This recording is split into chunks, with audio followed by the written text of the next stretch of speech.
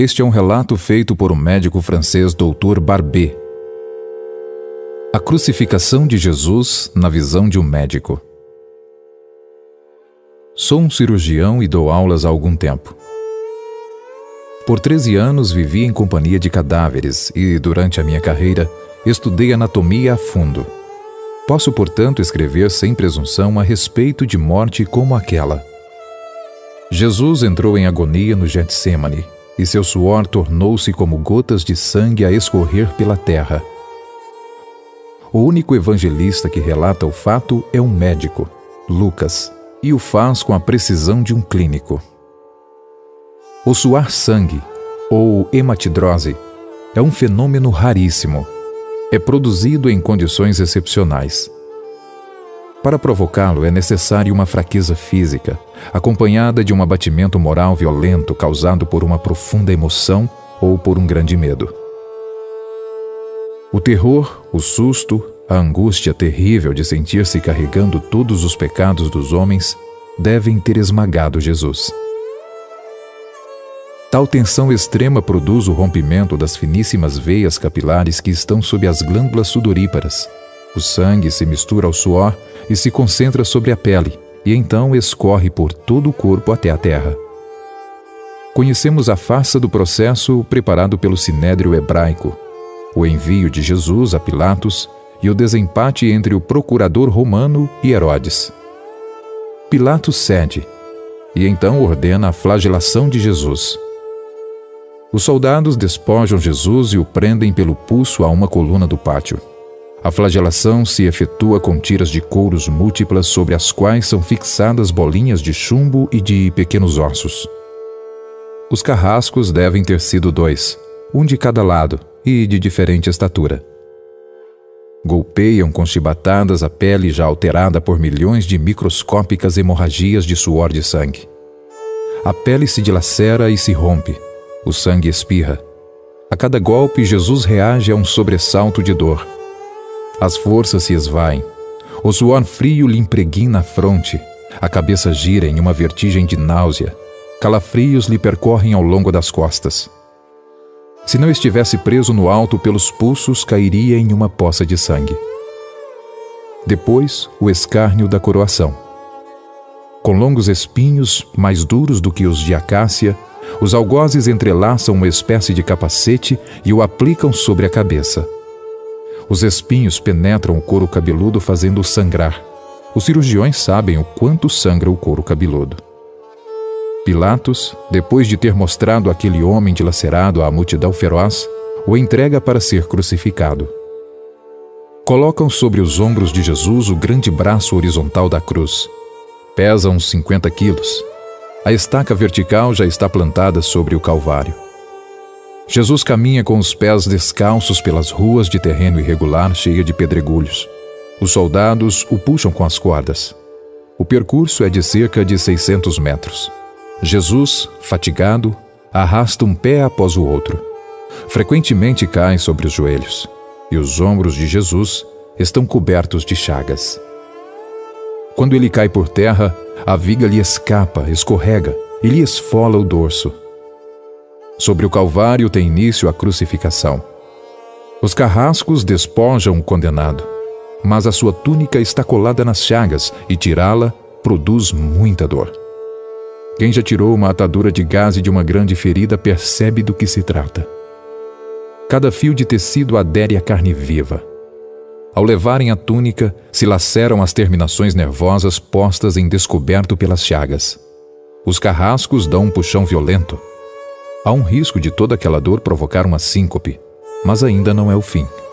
O sangue começa a escorrer. Jesus é deitado de costas. Depositam-no sobre o braço horizontal da cruz. Os algozes tomam as medidas. Com uma broca é feito um furo na madeira para facilitar a penetração dos pregos. Os carrascos pegam um prego, um longo prego pontudo e quadrado.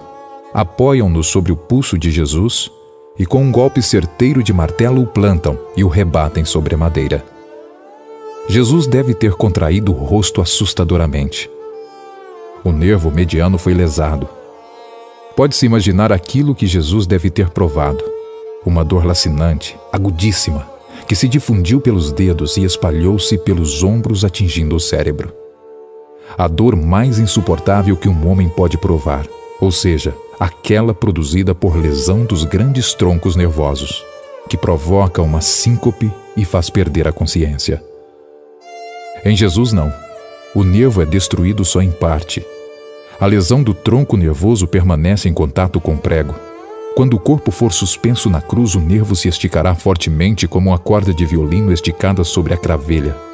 A cada solavanco, a cada movimento, vibrará despertando dores dilacerantes. Um suplício que durará 3 horas. O carrasco e seu ajudante empunham a extremidade da trava, elevam Jesus, colocando primeiro sentado e depois em pé. Consequentemente, fazendo tombar para trás, ou encostam-se à estaca vertical. Depois, rapidamente, encaixam o braço horizontal da cruz sobre a estaca vertical. Os ombros da vítima esfregam dolorosamente sobre a madeira áspera. A ponta cortante da grande coroa de espinhos penetra o crânio. A cabeça de Jesus inclina-se para a frente, uma vez que o diâmetro da coroa o impede de apoiar-se na madeira. Cada vez que o mártir levanta a cabeça, recomeçam as pontadas agudas de dor. Pregam-lhe os pés. Ao meio-dia, Jesus tem sede. Não bebeu desde a tarde anterior. Seu corpo é uma máscara de sangue. A boca está semiaberta e o lábio inferior começa a pender.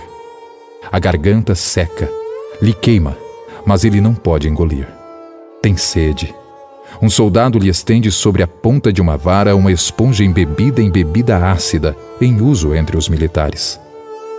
Tudo aquilo é uma tortura atroz. Um estranho fenômeno se produz no corpo de Jesus. Os músculos dos braços se enrijecem em uma contração que vai se acentuando. Os deltoides, os bíceps esticados e levantados, os dedos se curvam.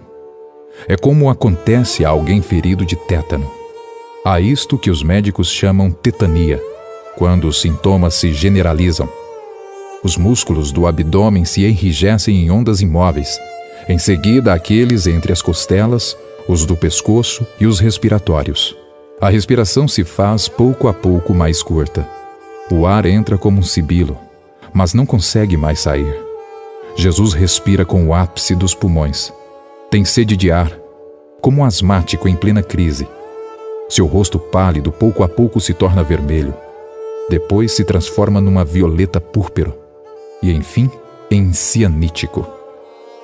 Jesus é envolvido pela asfixia. Os pulmões cheios de ar não podem mais se esvaziar. A fronte está impregnada de suor. Os olhos saem fora de órbita. Mas o que acontece? Lentamente, com um esforço sobre-humano, Jesus toma um ponto de apoio sobre o prego dos pés. Esforça-se a pequenos golpes, se eleva aliviando a tração dos braços. Os músculos do tórax se distendem. A respiração torna-se mais ampla e profunda. Os pulmões se esvaziam e o rosto recupera a palidez inicial. Por que este esforço?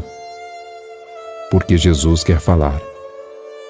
Pai, perdoa-lhes, porque não sabem o que fazem. Logo em seguida, o corpo começa a afrouxar-se de novo e a asfixia recomeça. Foram transmitidas 7 frases pronunciadas por ele na cruz. Cada vez que quer falar, deverá elevar-se tendo como apoio o prego dos pés. Inimaginável. Atraídas pelo sangue que ainda escorre pelo coágulo, enxames de moscas zunem ao redor do seu corpo. Mas ele não pode enxotá-las. Pouco depois, o céu escurece. O sol se esconde.